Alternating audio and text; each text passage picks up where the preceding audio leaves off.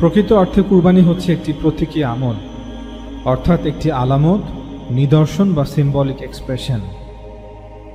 মহান আল্লাহ তাআলা স্রষ্টা হিসেবে, আমাদের প্রতিপালক প্রভু হিসেবে তার সৃষ্ট মানুষের জন্য কিছু বিষয়াদি আবশ্যক করেছেন।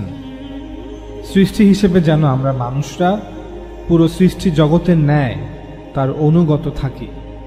আমাদের সামনে ঈমান সত্য সাব্যস্ত হওয়ার পর আমরা যেন সত্যকে গ্রহণ করি।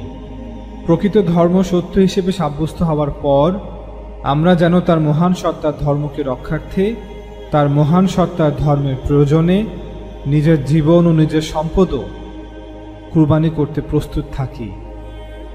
আল্লাহ তাআলা সাহাবাদের সম্পর্কে পবিত্র কোরআনে বলেন, ইন্নাল্লাহা আশতারা মিনাল মুমিনিন আনফুসাহুম ওয়া আমওয়ালাহুম বিআন্না লাহুমুল জান্নাহ। আল্লাহ ক্রয় করে নিয়েছেন ঈমানদারদের থেকে তাদের জীবন ও তাদের সম্পদ এই মূল্যে যে তাদের জন্য রয়েছে জান্নাত। মহান আল্লাহর প্রতি বিশ্বাসী একটি চাহিদাই হচ্ছে যে একজন ঈমানদার সর্বসময় সত্যের জন্য, আল্লাহর দ্বীনের জন্য, দ্বীনের সহায়তার জন্য নিজেকে কুরবানি করতে প্রস্তুত থাকবে, তার ধন সম্পদ দিয়ে অথবা প্রয়োজনে তার প্রাণ কুরবানি করার মাধ্যমে। এই বাস্তবতাকে এবং আল্লাহর পক্ষ হতে এই চাহিদাকে, এই দর্শনকে ঈমানদারদের মধ্যে স্মরণে রাখার জন্য, সতেজ রাখার জন্য প্রতীকী স্বরূপ আমরা কুরবানি করে থাকি, যা একটি আলামত বা প্রতীকী চিহ্ন। পরবর্তীতে সে প্রাণীর গোশত গরিব অসহায়দের মাঝে, সামর্থ্যহীন আত্মীয় স্বজন, প্রতিবেশীদের মাঝে বিতরণ করা হয়। অর্থাৎ আপনি আপনার সম্পদ খরচ করে একটি প্রাণী কুরবানি করার মাধ্যমে আপনার সম্পদ, আপনার জীবনকে আল্লাহর রাহে কুরবানি করার এই চুক্তিকে প্রতীকী হিসেবে আলামত স্বরূপ প্রকাশ করছেন যে আমার সম্পদ, আমার প্রাণ সর্বাবস্থায়, আমার অস্তিত্ব, আমার জীবনের স্রষ্টা মহান আল্লাহর জন্য। সত্যের জন্য যদি আমার জীবনও চাওয়া হয় তবে তাও আমি দিতে রাজি আছি। দ্বিতীয়ত, আল্লাহ তাআলা ঈদুল আজহা ঈমানদারদেরকে দান করেছেন যাতে করে এর মাধ্যমে হযরত ইব্রাহিম আলাইহিস সালামের সেই মহান কুরবানিকে মানুষের মাঝে স্মরণ রাখা যায়। এখানে আরেকটি বিষয় পরিষ্কার করা প্রয়োজন। আল্লাহ তাআলা কখনোই হযরত ইব্রাহিম আলাইহিস সালামকে এই আদেশ করেননি যে যাও তুমি তোমার পুত্র ইসমাইলকে কুরবানি করো। আল্লাহ তাআলা পবিত্র কোরআনে সূরা সাফাতে বলেন, ইব্রাহিম বলল, হে আমার প্রতিপালক, তুমি আমাকে এক সৎ কর্মশীল পুত্র সন্তান দান করো। অতঃপর আমি তাকে এক অতি ধৈর্যশীল পুত্রের সুসংবাদ দিলাম।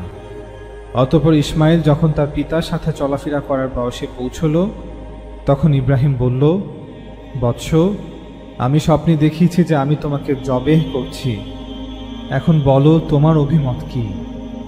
ইসমাইল বলল, হে পিতা, আপনাকে যা আদেশ করা হয়েছে আপনি তাই করুন। আল্লাহ চাইলে আপনি আমাকে ধৈর্যশীলই পাবেন। দুজনেই যখন আনুগত্যে মাথা নুয়ে দিল আর ইব্রাহিম তাকে উপর করে শুয়ে দিল, তখন আমি তাকে ডাক দিলাম, হে ইব্রাহিম, তুমি তো স্বপ্নকে সত্যে পরিণত করেই ছাড়লে।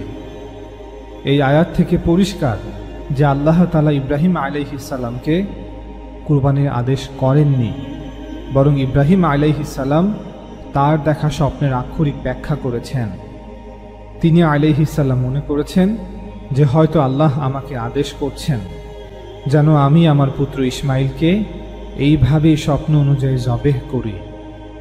এজন্যই পরবর্তীতে আল্লাহ তাআলা জিবরাইল আলাইহিস সালামকে ওহীসহ পাঠিয়ে জানান, হে ইব্রাহিম, তুমি তো তোমার দেখা স্বপ্নকে আক্ষরিক অর্থেই বাস্তবায়ন করে ছাড়লে, অথচ এই স্বপ্ন ছিল আলামত স্বরূপ। এই স্বপ্নের অর্থ তা নয় যা তুমি বুঝেছ। প্রকৃত অর্থে স্বপ্নের অর্থ ছিল যে আল্লাহ চাচ্ছেন তুমি যেন তোমার এই পুত্রকে আল্লাহর রাহে কুরবান করো। তাকে আল্লাহ বাছাই করেছেন তুমি যেন তোমার এই পুত্রকে ত্যাগ করো। সে এই বাক্কা বা মাক্কা প্রান্তরেই বসবাস করবে এবং এই অঞ্চলে মানুষকে আল্লাহর দিকে আহ্বান করবে। আল্লাহ তাকে নবুয়ত দান করবেন এবং তার মাধ্যমে এই ভূমিকে আবাদ করবেন। এখানে একত্ববাদের মার্কাজ প্রতিষ্ঠিত করবেন।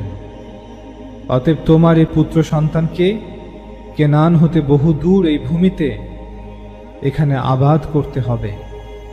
এটাই হচ্ছে তোমার দেখা স্বপ্নের ব্যাখ্যা। এরপর আল্লাহ তাআলা বলেন, তার এই মহান কুরবানির কারণে তাকে পরবর্তীতে সুসংবাদ দিয়েছিলাম আরেকটি পুত্র সন্তানের, অর্থাৎ ইসহাকের, যে ছিল সৎকর্মশীল বান্দাদের অন্তর্ভুক্ত একজন নবী। মুহাম্মদ সাল্লাল্লাহু আলাইহি ওয়াসাল্লামের আগমনের পূর্বেও কুরাইশ সহ সকল আরবরা হজের মৌসুমে এই দিনে পশু কুরবানি করত, যা ইব্রাহিম আলাইহিস সালাম ও ইসমাইল আলাইহিস সালামের জামানা হতেই চালু ছিল। ইসমাইল আলাইহিস সালাম প্রতি বছর হজের সময় এই দিনে কুরবানি করতেন, যেই প্রথা আল্লাহ রাসূল সাল্লাল্লাহু আলাইহি ওয়াসাল্লামও জারি রেখেছেন তার সুন্নাহর মাধ্যমে। ইব্রাহিম আলাইহিস সালামের ছোট পুত্র ইসহাক আলাইহিস সালামের সন্তানরা অর্থাৎ বানি ইসরায়েলরাও কুরবানি করত। এই সম্পর্কে তাওরাত, তানাখ এবং মিশনাতে বিস্তারিতভাবে আলোচনা করা হয়েছে। এবং সবচেয়ে বড় কথা হচ্ছে, এই কুরবানির প্রথা হযরত আদম আলাইহিস সালামের জামানা থেকেই প্রচলিত।